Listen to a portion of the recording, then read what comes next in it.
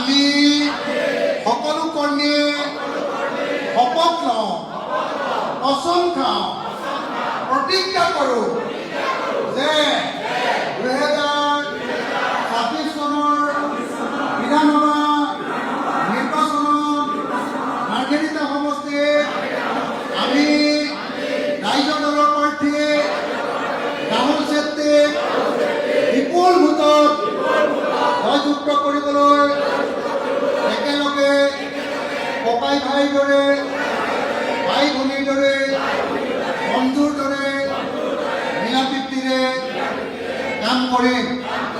আমি বিজেপিৰ দাদাগিৰি, গুণ্ডাগিৰি, মাফিয়াগিৰি বন্ধ কৰিম।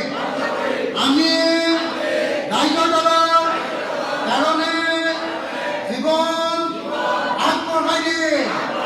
আমি ৰাইজৰ দলৰ প্ৰাৰ্থী ৰাহুল চেত্ৰীক জয়ী কৰাবলৈ আজিৰ পৰা দিনটোৰ সকলো সময় দিবলৈ চেষ্টা কৰিম। আমি জাতি, ধৰ্ম, বৰ্ণ নিৰ্বিশেষে মাৰ্ঘেৰিটা সমষ্টি সকলো ৰাইজক একলগ কৰি আৰু ভয়মুক্ত অসম, নতুন অসম গঢ়ি তুলিবলৈ ৰাহুল চেত্ৰীৰ ৰাইজৰ দলৰ হাত শক্তিশালী কৰিম। জয় অসম!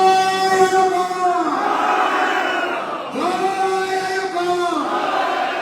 জয় অসম! ৰাইজৰ দল! ৰাইজৰ দল!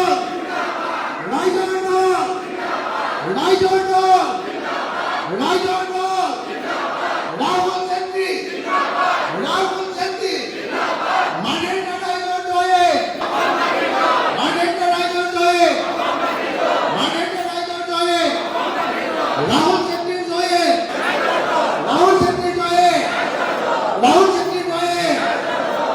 মই আকৌ এবাৰ কৈছো, সকলো জাতি, সকলো ধৰ্ম, সকলো বৰ্ণৰ মানুহক, ইয়াত থকা বাঙালী মানুহজন, ইয়াত থকা বিহাৰী মানুহজন, ইয়াত থকা সাউথ ইণ্ডিয়ান মানুহজন, ইয়াত থকা নেপালী মানুহজন, ইয়াত থকা অসমীয়া ভাষী খিলঞ্জীয়া লোকসকল, ইয়াত থকা বৌদ্ধিষ্টসকল, ইয়াত থকা মুছলমানসকল, ইয়াত থকা হিন্দুসকল, ইয়াত থকা ভূমিপুত্ৰ ট্ৰাইবেলসকল, ইয়াত থকা পাঞ্জাৱীকে ধৰি, শিখকে ধৰি, জৈনকে ধৰি প্ৰত্যেকটো ধৰ্ম, জাতি, বৰ্ণৰ, ভাষাৰ মানুহক এইবাৰ আমি মাৰ্ঘেৰিটাত একলগ কৰিম। হ'বনে নহ'ব?